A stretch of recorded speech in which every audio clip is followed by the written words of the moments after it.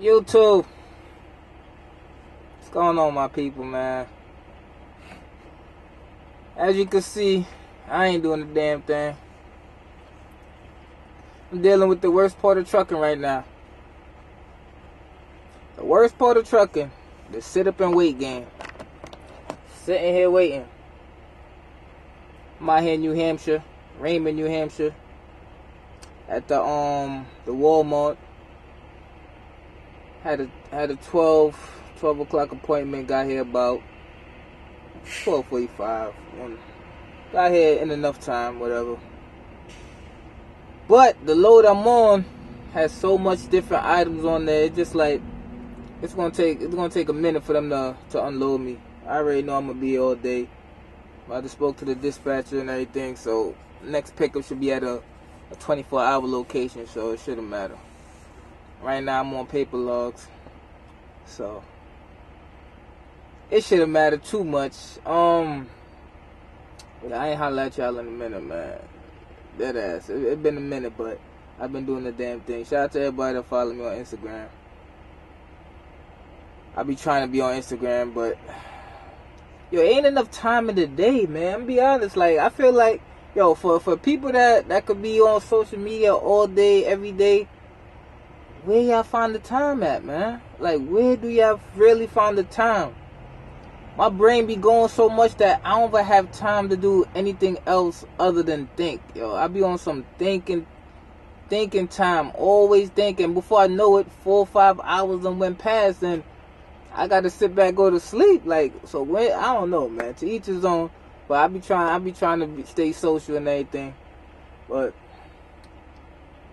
I really came on here to highlight my people that have the same mindset as being stubborn. Why is that important? I feel like being stubborn done saved your boy some money. I don't know how much money, but it definitely, I know for sure it saved me some money. How did that happen? I'll tell you how it happened. I was in Atlanta I guess it was Sunday. Today's what, Thursday? Yeah, I was in there Sunday. I was in Atlanta Sunday. I had a load down there. So I found somewhere to drop the trailer off. I dropped the trailer off so I could bobtail around, so I could do some shopping or whatever, check family members, whatever I wanted to do. So I'm bobtailing, everything good, zoning out. Check engine light came on. I'm like, oh man. Things could never go too good without something going wrong. You know how it goes. Check engine light came on. So if you ever on my drivers ever in Atlanta at that pilot in Atlanta, you know that's always packed, 24/7 packed. So I pull up in there. Good thing I was bobtailing, parked under the dome light. And me being stubborn, I said, nah, man, I gotta try to figure out why this check engine light came on. The code that y'all seeing right now, that code came up. So I did my little research, try to figure out what it was and how and if I could be able to fix it myself. Because listen, I have tools. It might not be the best tool set, but get you some tools, alright? That's one thing I learned. Get you some tools. It don't gotta be the A1 tool set. As long as it got all the, the screws that you could take off on any part of the truck, wrenches, things like that, you should be good. So I got a little minor tool set, and yeah, I got to work. So I'm gonna show y'all what I did and how you can save you some money by being stubborn. So I popped the hood right now. See, most people when the check engine light come on, first thing they're gonna do research. I will hope that you guys will research and try to figure out what caused it, because if you go blinded to the dealership, TA, wherever, just know you're gonna walk out of there with your pants down, alright? Because they're gonna rape you. Believe that. So I did my little research and I figured out what the code meant and how I could fix it. I might put the link of the video that I watched on what I needed to do to fix it. So that EGR code, first thing I needed to figure out was where the EGR sensor is. After some further research, There it is right there. You can see it. It's for the Cascadia DD15 engine. Sensors right here. So, me being a youngin' and growing up playing with Legos, I feel like if you could take something apart, you should be able to bring it back together, right? Take it apart, you should be able to build it back. That's what Legos taught me. We all played with Legos back in the days. There you go. 3 bolts right here. Took those out. Loosen these up. See, all simple tools to be able to do this. Loosen these up. Took this bolt out right here. There you go. This was loose. Then once that was loose, I went ahead and took the sensor off. This was a little difficult. I had to figure this out. This is like a little latch right there. I had to figure that out. And once I figured it out, screwed out these 2 bolts there. Y'all can see that. Is it 2? Yeah, it's 2. 1, 2. And then it comes off.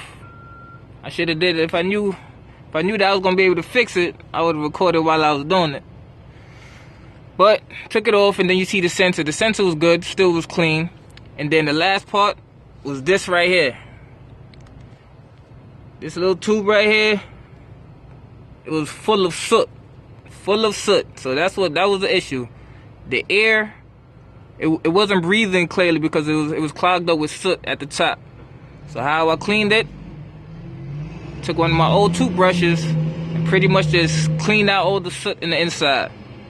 Cleaned out the soot. I cleaned out the soot as best as I could with this because you see how long and how curvy it is. So I was only to clean like from here to the part, and then from here to like right here. But cleaned it as good as I could. And then after that, put it together. Put it right back together. Now look at my dash right now. See, the light is gone. No light. Being stubborn probably done saved your boy about $1,500. Straight up. Or even more. And feeling like winter already up here. But that's what I did. That's what I did. Engine light didn't come back on. See, and at that same time, it made me think, like, after I did it, and it seemed to have fixed the light and the issue or whatever, it's making me think, if I had brought it to the dealership, right? If I had brought it to the dealership, would they have did that? Or would they have just told you it was something else? Try to fix something else before they try to fix the simple thing. Ain't no telling. Ain't no telling. Me being stuck in my ways, me needing to always know something about my affairs, basically being stubborn, saved me a couple dollars. Not only a couple dollars, it saved me some time. It ain't had me sitting there waiting. Ain't no telling how long they would have took to try to figure out what the problem was. They would have ran the code. The code would have told them. Who knows what the code would have told them. And somewhere in my gut, I don't feel like they would have had done that. They would have did something else and left me with a $2,000-$3,000 bill. I'm telling you. That's how I feel, man.